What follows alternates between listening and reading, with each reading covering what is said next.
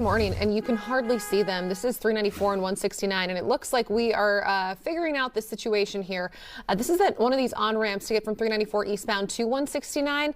We had some type of I thought it was maybe a stalled snow plow, but now they're moving some other heavy equipment in the area. Not entirely sure. Either way, look at this camera, and this is in the heart of the metro. This is in Minnetonka. It's really, really difficult to see out there this morning. In fact, Bill Keller is out on the roads right now. Bill, what can you tell us about how the roads are looking for you? Yep.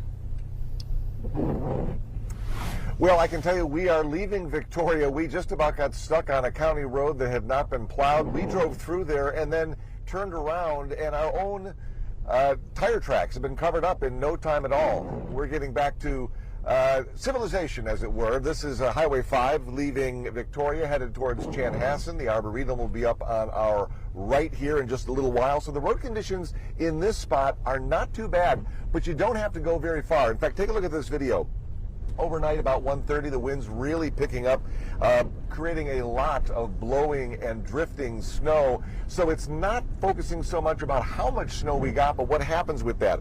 You start getting the winds combined with a little bit of snow. It doesn't take much. And you see those little pillows, those little berms of drifting snow across the road. That's the problem. Anybody in a low profile, anybody in a small car, maybe a small hatchback, if you don't have maybe snow tires or all-wheel drive, you may not make it through there. So you got to be very careful.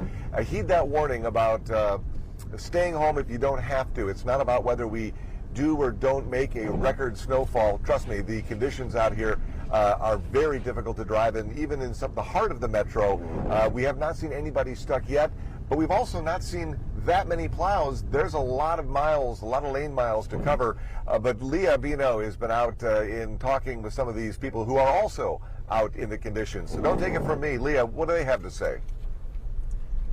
Hi, yes, Bill, we're here along 494 in this little pocket of Bloomington, Edina, Richfield at the Bobby and Steve's, where the plows and the sweepers behind us, they have not stopped since we've been here for 2 hours. They just keep on circling the parking lot and the building and the sidewalks, and where they've already cleared off the snow, they get around the building and they go back and they're sweeping again. So that's the kind of accumulation that we're still seeing a little bit coming down, especially the wind too and the drifts. I want to kind of show you how fluffy this is. I mean, it is not, you can't pack it. It's definitely very light, so that's kind of a bonus. If you do have your car parked outside, brushing it off is pretty easy. If you're a snow lover and you're looking to, walk in your neighborhood to sledding today or do some skiing or snowboarding, this is a very nice fresh powder for that. But driving-wise, challenging for sure.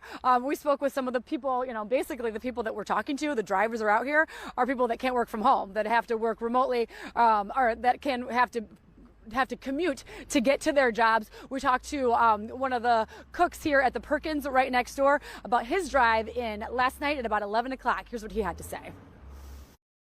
It was terrible. So at the entrance at my apartment, it looked like they didn't snowplow the entrance, right? And so I was able to actually get out due to my car, the Infiniti. It's all-wheel drive. So thanks to that, I was able to get out. But most of the cars that's out there, they were pretty stuck.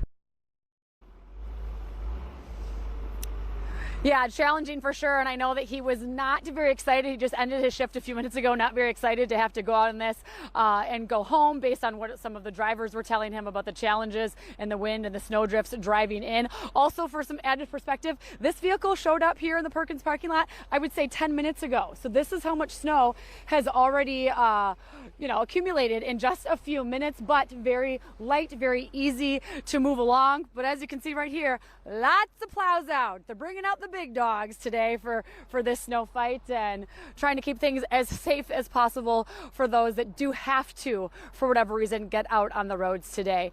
From here, we're going to turn it over to Shane Wells, who's over at the airport. I'm imagining pretty quiet over there, Shane? Leah, you are correct. Things are on the quiet side for sure, and this is, of course, not surprising. We do have a few people checking in here at the Delta counters this morning, and a flight just took off at 5:15 and on their way. So there's a few flights that are still getting through right now. When you look at the cancellation, the departure board, It's mostly yellow with canceled flights, but these are, of course, morning flights. When you actually look at the entirety of the day, about 30% of the outgoing flights are canceled right now. That's 132. Incoming flights, about 94 are canceled, so that's 21%.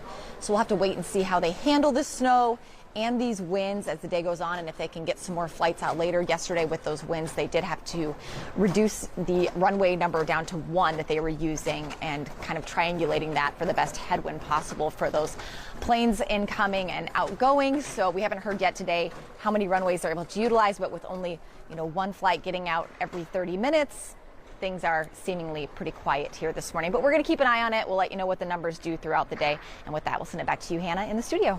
All right. Thank you, Shane. Yeah, very quiet there at MSP. Yeah. Thanks for that update. Time now is 5:36. Taking a broader look here this morning, conditions are much more dangerous in southwestern Minnesota. Several counties have closed all major roads because of the blowing and drifting snow. That includes I-90 from Worthington to the South Dakota border. The National Guard is on standby. They are ready to help any stranded drivers, but you can see from some of these traffic cam images, definitely some challenges, and that blowing snow definitely makes things unpredictable as you're driving along. As Bill was mentioning, you don't know when you might hit kind of one of those thicker patches. Let's take a look now at MnDOT's road map and road conditions, and you can see where these closures are happening in red. We're seeing a lot of that on the map in the southwestern corner of this state especially. And the purple actual roads there, the purple lines, though, it means that travel is not advised. And we're seeing that throughout that region. And pink means that roads are completely covered. And that's what we're dealing with across much of the metro.